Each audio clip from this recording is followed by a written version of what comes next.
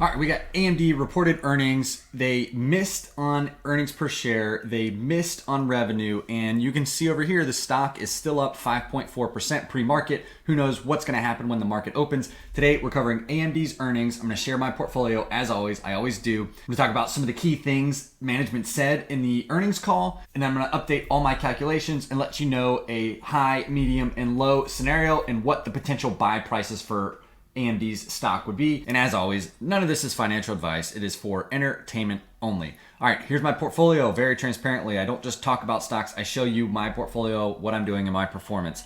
114,747. We are down 16,800 since we started the portfolio on February 15th, 2022. Here are the positions. They have not changed. I made no changes in the last day, and I update this all the time on the channel. So just like these videos and subscribe to the channel if you want to actually see how the portfolio does over time. Still got Meta as our largest position getting destroyed, and so are all the rest of them. So we'll see how that goes. Let's talk about AMD. They missed on earnings per share by 3 cents. They missed on revenue by 80%, but they still grew 29%. And then for the fourth quarter, they expect revenue to be 5.5 billion versus the 5.9 billion consensus, which is going to be 14% year over year and flat sequentially. And then for the full year, they expect revenue to be $23.5 billion, which is down from their previous outlook last quarter of $26.3 billion. So that's bad. And then it's also slightly below the current consensus estimates of 23.81. This is not a great quarter, right? They missed, they lowered guidance, and they're actually under consensus estimates for guidance, but we see the stock going up. So that tells us something. That tells us that, over the short term, as much of the bad news, at least as is coming in right now, is priced into these stocks. And so it's good to start to see stocks that miss not be down 20 or 30%. That means we've already experienced that, which is horrible, but hopefully we're getting to the other side of it. All right, and you can see this was just a bad quarter all around compared to the previous year, which was actually a pretty strong quarter, right? So we do have to remember that. Revenue was up 29%. Gross profit was up 13%. Gross margin was down 610 basis points, meaning it came in at 42% compared to 48% in Q3 of 21. Operating expenses were up 113%. And so when you have profitability coming down and expenses going up, those are bad things. And if those trends continue, it's really bad. Net income was down 93% and earnings per share was down 95%. Okay. They did grow 29%. And it was they saw increased sales in data center, embedded, and game console products. They're confident that our leadership, product portfolio, strong balance sheet, and ongoing growth opportunities in our data center and embedded business positions us well to navigate the current market dynamics. So CEOs are all coming out and talking about macro headwinds and competitive, hard economic market dynamics, right? And so now, in my opinion, we're closer to the bottom of this downturn than we are to the top. Obviously, I have the benefit of hindsight, and I also have lost a ton of money in my portfolio, so take what I say with a grain of salt. Okay, and so in summary, and the company summarized this in their slides, they had $5.6 billion in revenue, up 29% year over year. Strong data center, embedded, and gaming segment performance. Gross margin of 42%, non-GAAP gross margin of 50%, and operating cash flow of $965 million. And then moving forward, they say they have a large and compelling $300 billion TAM. And if we think about it, I think they're supposed to get somewhere $25 billion in annual revenue. And so they have less than 10% of what they say the TAM is. Take the TAM with a grain of salt. There's other companies that they're competing with, so they're not going to get the whole total addressable market, but there's still a lot of growth left ahead if they're right about that total addressable market. They say they have unmatched technology leadership, expanding data center leadership, and pervasive AI, world-class execution and focus, and strong balance sheet. But this is all great.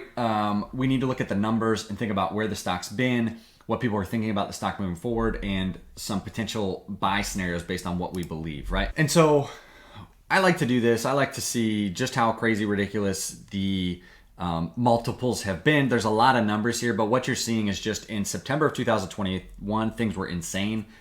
I made mistakes here, right? So I'm calling myself out on this, but we have to look at where we're at now compared to that, right? So we had an enterprise value to revenues of 7.5 in September of 21. We're down to 3.76. So that has contracted by about 50%. Market cap to free cash flow has come down from about 38 times to about 19 times. So again, contracting about 50%. And then even price to normalized earnings over the next 12 months has come down from 40 to 17, right? So what I've done is I've built out a 5-year scenario, a low, a medium, and a high, to get an idea of where we would buy the stock at, what price, if we believed each of these scenarios. And all I've done is I've taken analyst estimates, essentially are the middle number, right?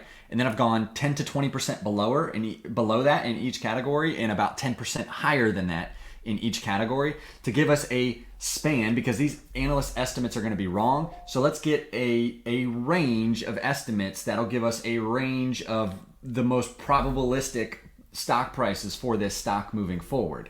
That's what investing is, right? People are going to disagree with these, and that's wonderful. Make your own investment decisions. But this at least gives us a range of probabilities and possibilities, right? So the low scenario is 10% revenue growth, 26% profit margin, 25% free cash flow margin, a PE of 16 5 years from now, price free cash flow of 14, and a 10% desired annual return. And then basically mid is 12.5% revenue growth, a PE of 17, and then high is 15% revenue growth and PE of 18. I have not looked at this, so I don't know what's going to come out.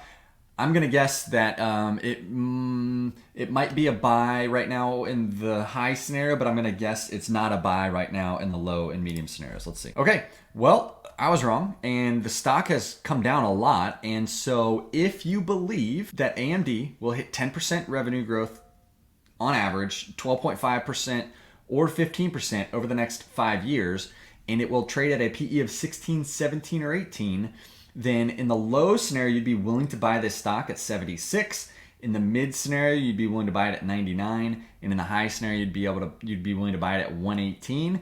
And the stock is currently at $63 a share. Now, you may have different estimates. You may think the analysts are way wrong and it should be way lower. You may think it doesn't deserve the PE ratio, whatever. You could do your own models, but this is what this scenario I built is telling me. And so I'm going to actually hit a little, I'm going to add this to the watch list here, and I'm going to say if it goes above 99, I want to be notified, because then it's starting to get back to like extreme potential valuation again. And if I buy the stock, which I have no position in it right now, I would want to get notified of that and then consider trimming my position or selling if it gets way overvalued. I share things transparently. You might like my portfolio, you might hate it, but if you appreciate this content, if you learn anything, do me a favor, like the video. It helps more people find it, and then subscribe to the channel and turn that notification bell on to see my portfolio updates, my trade updates, and see if this long-term portfolio I'm building works out or if I get crushed and lose $115,000 from here.